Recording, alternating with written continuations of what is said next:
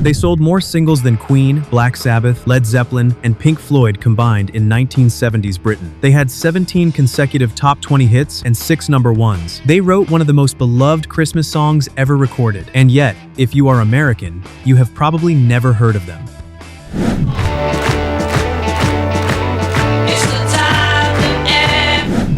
This is the story of Slade, the working-class lads from Wolverhampton who conquered Britain and then watched tragedy tear it all away.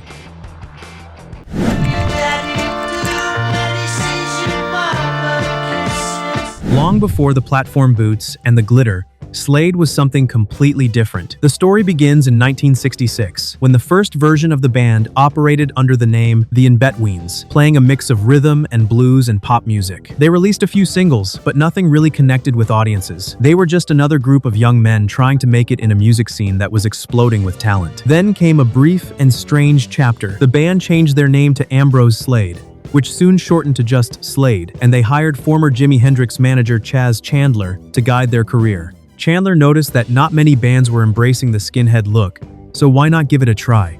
At the time, skinhead was more of a fashion statement than the political ideology it would later become associated with.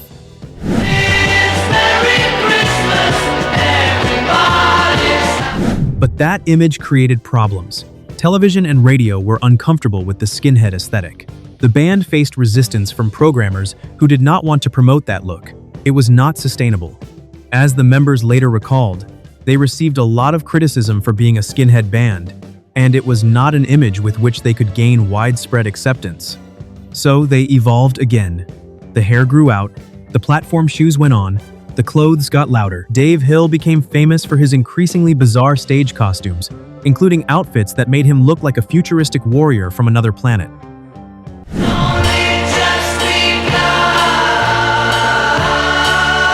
And suddenly, 4 working-class lads from the industrial Midlands transformed themselves into glam rock royalty. As guitarist Dave Hill later explained, the most important thing was that they had good songs.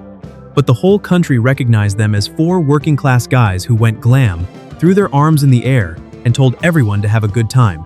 They never pretended to be intellectual or artistic. They were about fun, energy, and making people feel good. That combination of genuine talent and unpretentious attitude was about to make them unstoppable.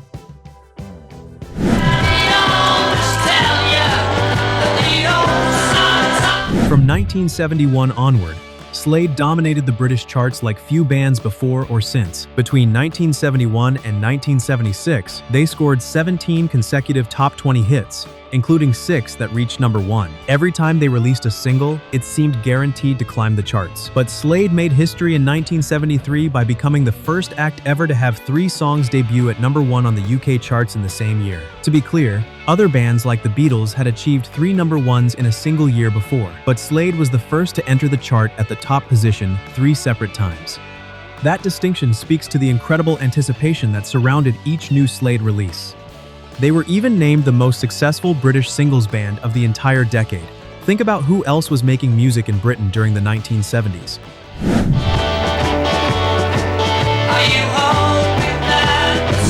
Queen, Black Sabbath, Led Zeppelin, Pink Floyd, Genesis, David Bowie. According to the claim, Slade outsold them all in singles. The songs explain why. Tracks like Come On Feel, The Noize, and Mama We're All Crazy Now delivered an assault of riffs, hooks, and sing-along choruses that felt like a party exploding through your speakers. The production was raw and immediate, designed to hit you in the chest and make your feet move.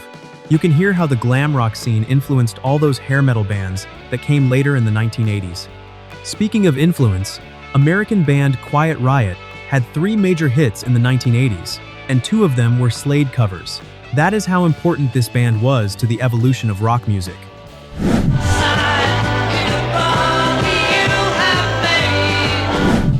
Quiet Riot did not just cover obscure album tracks. They took Slade's biggest anthems and introduced them to American audiences who had never heard the originals. Along with the hits that seemed to never stop coming, Slade was also selling out massive venues across the United Kingdom. Their momentum seemed unstoppable. They had not cracked America yet, but surely that was just a matter of time. Then tragedy struck.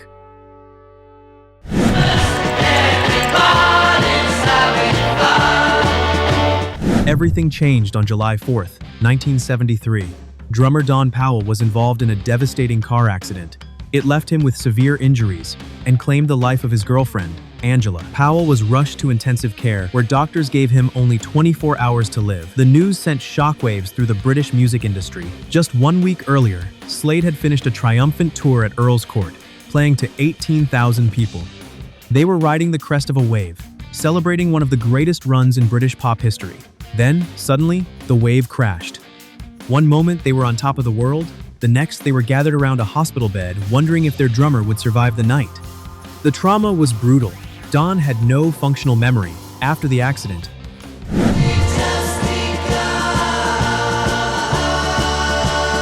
He could not even remember how to play the drums. The instrument that had defined his life and career was suddenly foreign to him. The crash also left him without any sense of smell or taste, disabilities he would carry for the rest of his life. Incredibly, Don survived, and his bandmates refused to continue without him. There was no discussion of replacing him permanently. For Slade, it was always about the four of them together. Take away one person, and that was the end.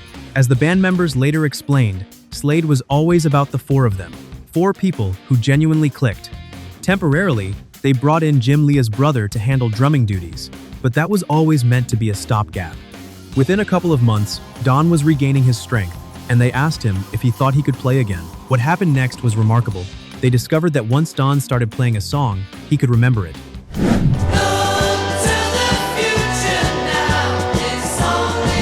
The music was still in there somewhere, locked away in a part of his brain that the accident had not damaged. His conscious memory was gone, but the muscle memory remained. He just needed a trigger.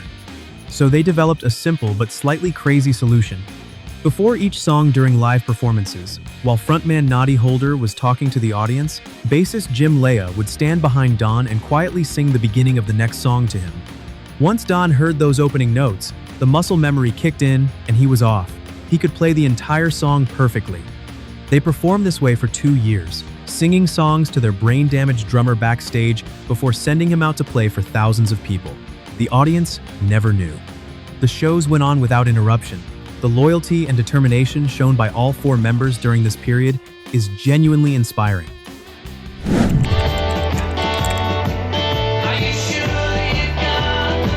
The accident had cost them momentum, and 1973 was also a difficult time for Britain in general, economically and politically. The country was going through a dark period. Industrial strikes, power shortages, and a general sense of malaise hung over the nation. The population needed a boost. So did the band. Then something magical happened. Jim Leah's mother-in-law challenged him to write a Christmas song. It seemed like an odd suggestion for a glam rock band known for loud guitars and rowdy anthems. Initially, he resisted the idea, thinking it was beneath them, but eventually, the band came around to it. Noddy Holder had an old psychedelic riff from years earlier, dating back to 1967. It had been sitting in his notebook for years, waiting for the right moment.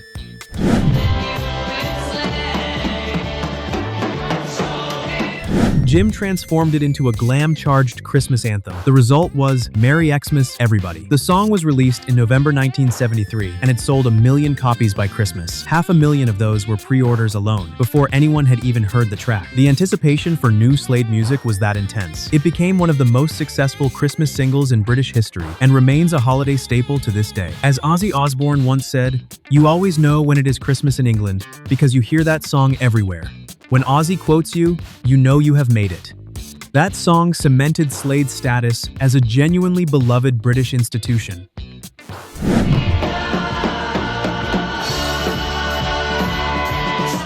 They were no longer just a chart-topping band. They were part of the cultural fabric of the nation. But strangely, America still was not interested.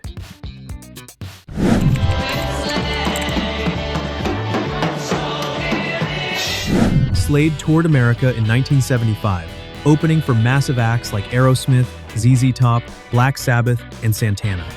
They played arena after arena, delivering the same high-energy performances that had conquered Britain. In England, they were household names, but the United States simply did not care. It makes no sense on the surface. You cannot say they were too loud or too brash, because American bands like Aerosmith and Kiss were doing similar things in American arenas. The glam rock aesthetic was not foreign to American audiences. The songs were catchy and accessible. The The stage shows went brilliantly. Audiences enjoyed the performances, but it never translated into radio play or record sales.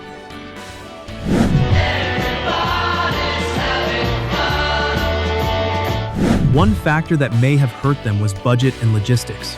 Slade simply could not afford to spend a year or two grinding it out in America the way breaking bands needed to.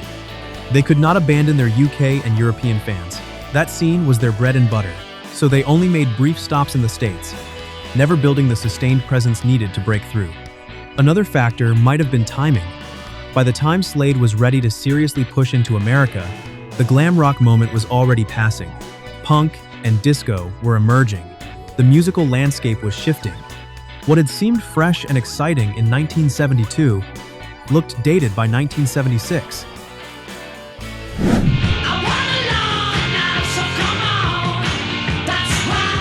It remains one of rock history's great mysteries.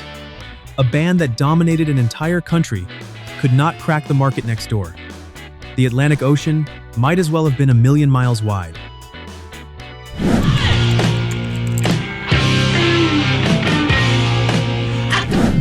By the late 1970s, Slade was fading even at home. The songs simply were not hitting the same. Disco and punk were reshaping the musical landscape.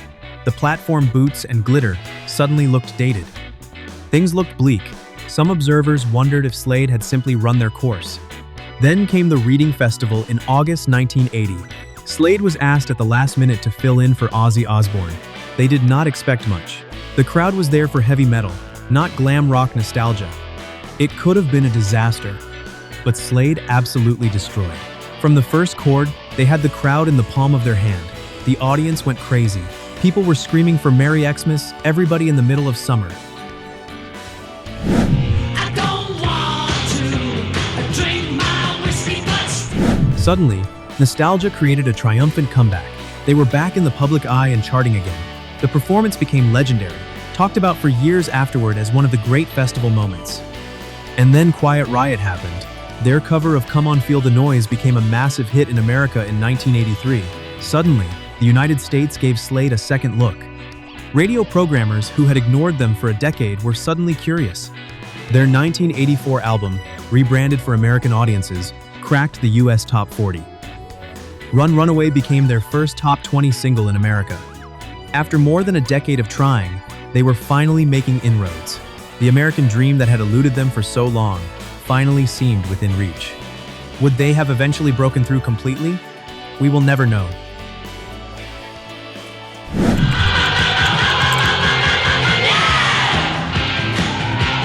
Just as America was opening its doors, tragedy returned.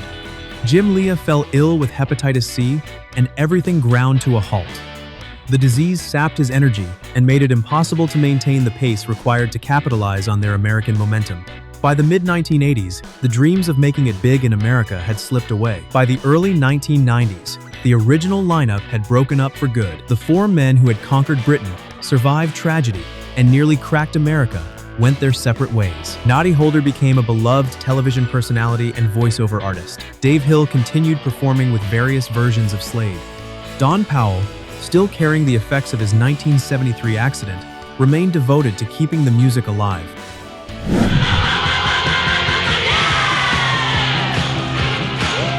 Perhaps they fizzled at the end, but they left behind an enormous legacy. You can hear Slade's influence in virtually every band that embraced glam or hair metal in the 1980s. The big choruses, the party atmosphere, the working class authenticity. Kiss, Def Leppard, and of course Quiet Riot all owe debts to those four lads from Wolverhampton. Even very different acts like the Ramones and the Sex Pistols have cited their attitude and charisma as major inspiration. And Oasis, one of the biggest British bands of the 1990s, counted them as heroes. When you listen to Oasis anthems designed for stadium sing-alongs, you are hearing the direct descendants of Come On Feel the Noise. Slade proved that working-class authenticity and pure joy could conquer a nation. They survived a car crash that should have ended them, finding a way to literally sing their drummer back to health. They wrote a Christmas song that will outlive us all. They influenced generations of musicians who went on to fill stadiums around the world. And they did it all while America barely noticed they existed. Did you know Slade before today? And what other bands do you think deserved more recognition than they received? Share your thoughts in the comments, because some stories deserve to be remembered, even when the charts have moved on.